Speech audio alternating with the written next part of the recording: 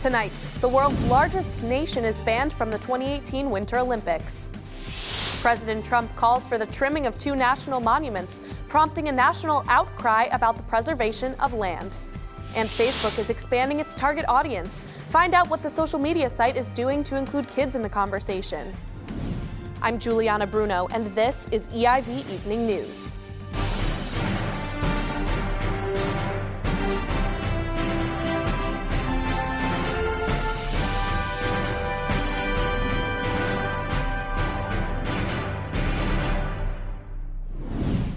We begin with tonight's top stories.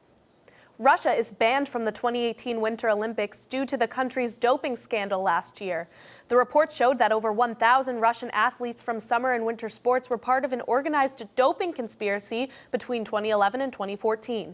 The International Olympic Committee will allow athletes from Russia to compete in the 2018 Winter Olympics as neutrals.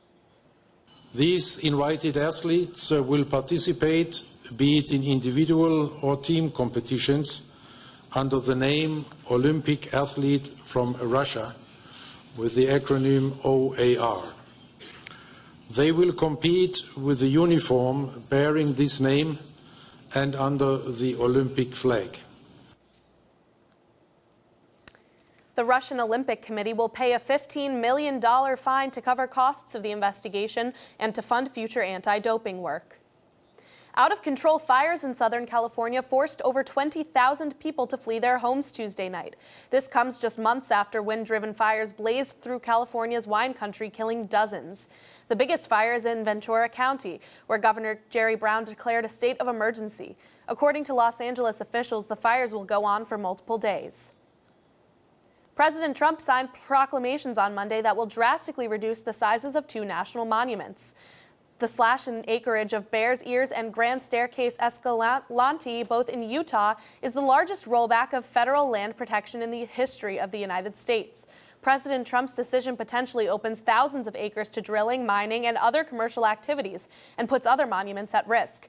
Criticism has come from environmentalists who say the president's decision will destroy national heritage, but conservative lawmakers see it as a victory and an opportunity to gain more local control of land. Now let's hear from correspondent Alex HUFF-HASKELL about more news on Capitol Hill. What can you tell us, Alex? Thanks, Juliana. National Security Advisor Michael Flynn pleaded guilty to lying to the FBI. He lied about his efforts to persuade Russia not to respond to sanctions President Obama imposed on the country. He gave misleading information about his efforts in convincing countries on how to vote on a UN resolution. And he lied about whether he knew his lobbying activities benefited the country of Turkey. Because Flynn's lies were charged in 1 false statements count, and because he used to be an upstanding citizen, he's likely to avoid prison time by cooperating fully with Special Counsel Robert Mueller's inquiry. President Trump on Monday tweeted his first endorsement of Alabama Senate candidate Roy Moore, who was accused of misconduct against at least 7 women and girls. Trump's rationale for endorsing the candidate was because he says Moore's vote is needed in the Senate for issues like illegal immigration, the border wall, and the Second Amendment. Other Republican leaders in Washington have changed their rhetoric towards Moore. Senate GOP leader Mitch McConnell, who once called on Moore to get out of the race, said that it was Alabama's voters who should decide the candidate's fate. The special election is next Tuesday. And on Tuesday, Michigan Representative John Conyers Jr. became the first member of Congress to resign amid a nationwide series of sexual harassment allegations being brought against lawmakers. Mr. Conyers was being investigated by the House Ethics Committee into multiple claims that he had sexually harassed his former female employees. He had also been facing mounting pressure from Democratic leadership to resign due to these accusations. It now falls on Michigan Governor Rick Snyder to call a special election to fill Conyers' empty seat. When announcing his resignation, Conyers endorsed his son, John Conyers III, to fill his seat. That's all for this week's political news. Back to Juliana at the desk. Thanks, Alex. The FBI has ordered the seizure of more than 4,000 guns bought by individuals who should not have passed the necessary background checks. This comes after it was revealed that the Texas church shooting gunman should not have been able to purchase the guns that he did to carry out the massacre. Attorney General Jeff Sessions ordered a review of the federal background check system. The purchasers of the guns that are being revoked include people with criminal records and mental health issues. When we come back, the Supreme Court has been busy. We'll catch you up on the latest decisions and hearings. And I'll catch you up on all the sports news this week. Don't go away.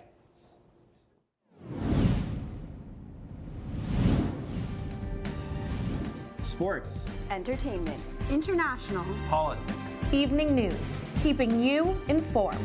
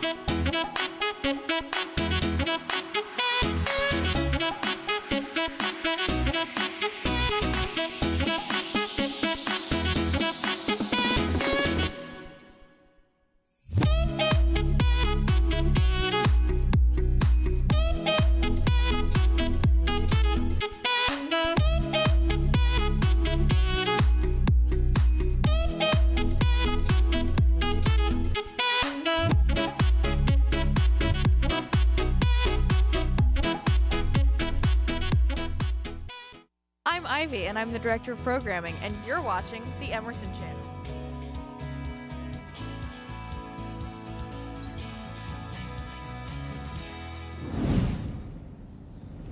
CVS Health has agreed to buy Aetna for $69 billion. The deal that is expected to close in the second half of 2018 will transform CVS pharmacies into medical hubs that carry out basic procedures and primary care.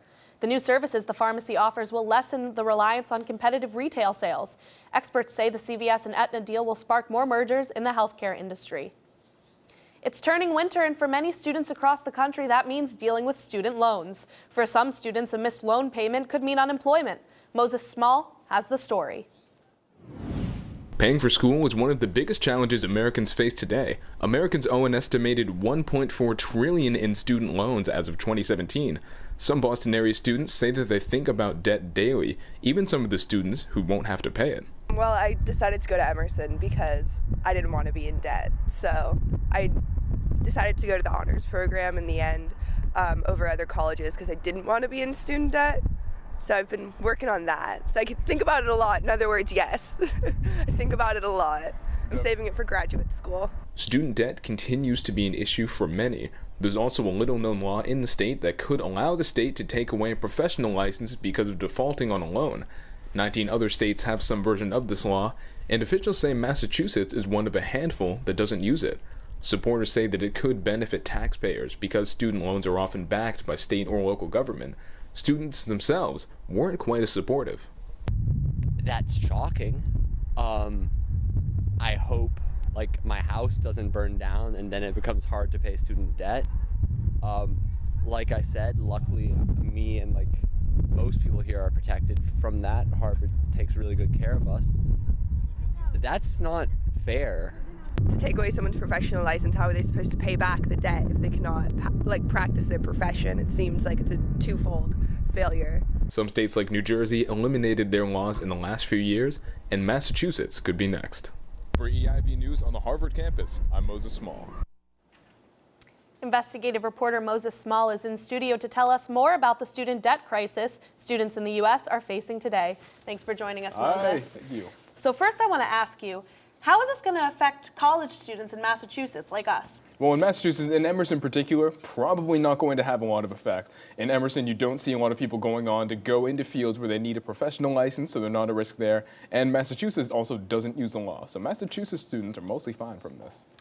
Good to hear. But which states are going to be the most strict with this law? Which ones will get hit the hardest? There are a few. I think the most interesting one is South Dakota. They have a different law. They don't actually take away that many work licenses, but they take away driver's licenses. They take away parking and fishing licenses too.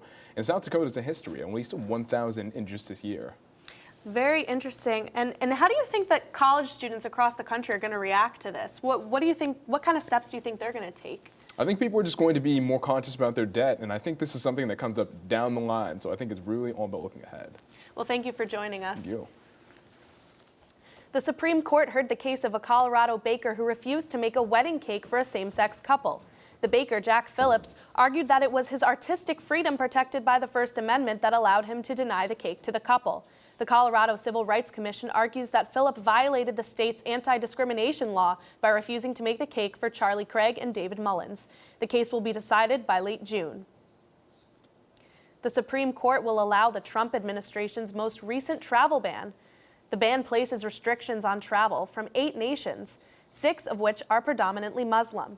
Attorney General Jeff Sessions considers the passage of the ban a victory for the safety of Americans. However, others say the Supreme Court's order will allow President Trump to act upon prejudice against Muslims. Judge Derek K. Watson of the Federal District Court in Honolulu said in October that President Trump's new travel restrictions plainly discriminate based on nationality. Speaking of international relations, we go now to correspondent Stephanie Wittenbach, who will give us the latest stories from around the globe. Thanks, Juliana. President Donald Trump has plans to recognize Jerusalem as Israel's capital in spite of intense opposition from Arab and European countries. Trump wants to move the U.S. Embassy from Tel Aviv to Jerusalem, but is still considering options. Legislators are awaiting a waiver that requires a signature from the commander-in-chief and has since been signed every 6 months from 1995 under previous U.S. President Bill Clinton. Palestinian President and Jordan's king both delivered a statement that warned Trump if he intended to move the embassy, there will be repercussions. As there has been international pressure, Trump is choosing wise words and carefully recognizing everything he says about Israel and Jerusalem. UN official Jeffrey Feltman took a trip to North Korea and a 4-day visit to meet Foreign Minister Ri Yong-ho to talk about issues of mutual interest and concern. Feltman hopes to create an opportunity for sustained diplomatic engagement, especially during these dangerous times, to create conditions of negotiations. Feltman is in North Korea representing the UN as a whole and separating himself from the U.S. Suzanne DiMaggio from the New America Foundation says that she doesn't think the Trump administration is ready to explore talks of this stage. Nigeria EcoNet CEO Strive Masiwa is responding to the migrant crisis in Africa by reaching out to its youth. Many young adults are risking their lives in hopes of a better future in Europe by crossing the Sahara Desert. This has led to many deaths and others falling into the trap of Libyan slavery. Masiwa, who is worth an estimated $280 million, has taken matters into his own hands by being proactive across Africa, attending town hall meetings and inspiring youth to stay in their country and make notable contributions. Education is important to Masiwa, and he is mentoring many students to continue on their educational paths. In a recent statement, he said he realized that if the youth continue to leave, the country's progress will only reverse. That's all the international news I have. Back to you, Juliana. Brian Ross of ABC News has been suspended for 4 weeks without pay. The chief investigative correspondent erroneously reported that security advisor Michael T. Flynn would testify that while the president was still in office, he told Flynn to make contact with Russian officials. ABC News President James Goldstone confirmed that Ross will no longer be covering stories that involve President Trump. The Supreme Court is likely to rule that states can allow sports betting. The Professional and Amateur Sports Protection Act, which Governor Chris Christie of New Jersey has challenged, bans the act only on the state level. Christie and other opponents of the law recognize the large numbers of people who bet on sports illegally. Christie wants New Jersey to legally allow sports gambling at its casinos and racetracks and collect taxes from it. Other states are likely to follow suit if New Jersey wins. Now let's go to Michael Cerullo for this week's update in sports news. What do you have for us, Michael? Thanks, Juliana. All-star point guard Steph Curry will miss Wednesday night's game against the Charlotte Hornets after suffering an ankle injury Monday night. In a game against the New Orleans Pelicans, Curry landed awkwardly on his ankle after a failed attempt to intercept a pass by 2 Pelicans players. He was unable to finish the game and was later spotted wearing a boot and using crutches. X-rays revealed that Curry's ankle is not sprained. However, MRI results for the ankle are expected in the near future. Curry has already had 2 surgeries on this ankle earlier in his career, but is not expected to need another one at this time.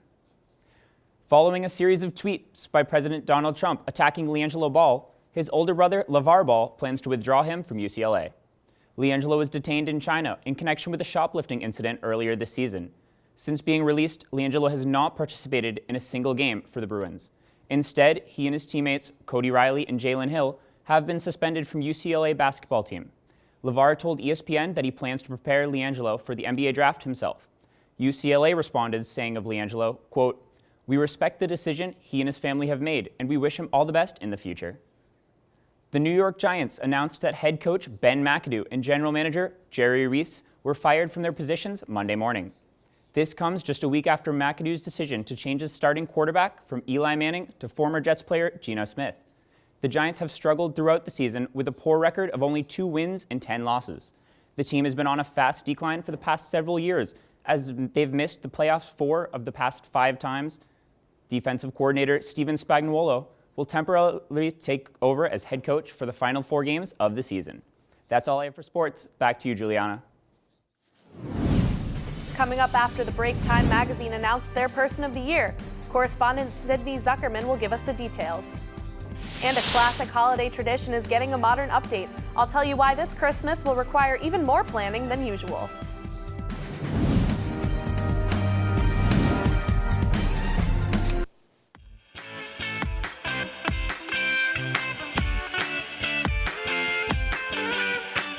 Welcome back, Emersonians. I'm Peyton Lewis, the host of the Evie-nominated and Evie-losing show, Common Agenda. Last season, we may have had a midlife crisis, but this summer we really found ourselves. After some deep soul-searching and some long nights mourning our defeat, we're back here for another season of the saltiest content and shenanigans on the Emerson channel. This season, we'll dive deep into Emerson's favorite subcultures: film bros, hipsters, and other white boys with brown hair.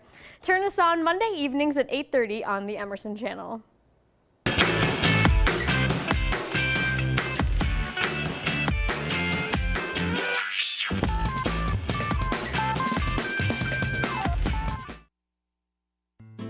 Guys, I cannot have any more ramen. Yeah, this food is really disgusting. These are herbal cough drops. Well, they're better than nothing. I have some fruit if you guys want. Those are Skittles. Just trying my best. Well, maybe we can just go to the DH? What? Oh my god, that stuff is prison food. Well, do you have any other ideas? Well, I'm like starving, so like we have to do something. Did someone say something? Hi kids, Kitchen Man here. Do you know you can tune into Emerson Channel College Kitchen for great dorm-friendly, budget-friendly recipes?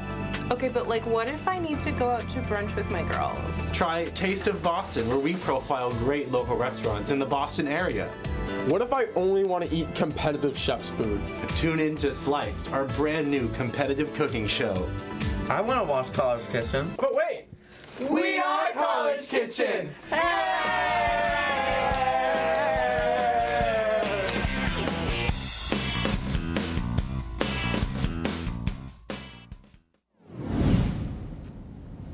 Welcome back to Evening News. Facebook launched an app on Monday that is both kid and parent friendly. The free messaging app, aimed toward children under 13, will allow kids to chat with their parents and friends that their parents have approved. Kids will be able to message through an extension on their parents' account. The app will have a number of parental controls to ensure optimal safety for children using the app. Now a look at what On All Women's College is doing to honor the late journalist GWEN IFILL. IFILL was a familiar face on PBS NewsHour. Last month, Simmons College announced their plans to name the College of Media Arts after the late journalist GWEN IFILL. IFILL graduated from the college in 1977 with a Bachelor of Arts in Communications. IFILL then went on to become one of the most influential female figures in journalism. She was an American Peabody Award-winning journalist, a television newscaster, and an author. In 1999, she became the first African-American woman to host a nationally televised U.S. public affairs program while hosting the Washington Week in Review. She also moderated the 2004 and 2008 vice presidential debates. IFILL has remained a prominent role model for up-and-coming female journalists around the country, and especially on the Simmons campus, where over 99% of students are female. You can achieve anything with a degree from Simmons College, and there's perhaps nobody that embodies that level of achievement than GWEN IFILL. The GWEN IFILL College of Media, Arts, and Humanities will officially launch next fall. I'm Angel Salcido for Evening News, Boston. Let's now go to Sydney with the latest in entertainment news. She will finally tell us who was named Time's Person of the Year. Thanks, Juliana. Drum roll, please. Time has named Silence Breakers as its Person of the Year, since the Silence Breakers emerged amid allegations of sexual misconduct and assault by film executive Harvey Weinstein. As the list of accusers grew, so did the number of people who spoke up to expose dozens of other famous individuals in Hollywood, politics, journalism, and other industries. Sexual Predators, the front cover features a group photo that includes actress Ashley Judge, singer Taylor Swift, former Uber engineer Susan Fowler, and a woman whose face cannot be seen. The Time magazine makes selections each year of the person who has most influenced the news. In this world, in the past year, the title has also been bestowed upon a group of individuals, as well as major concepts like the whistleblowers and the endangered earth. A few names on the list: Jeff Bezos, Donald Trump, the Me Too movement, Kim Jong-un, and Colin Kaepernick.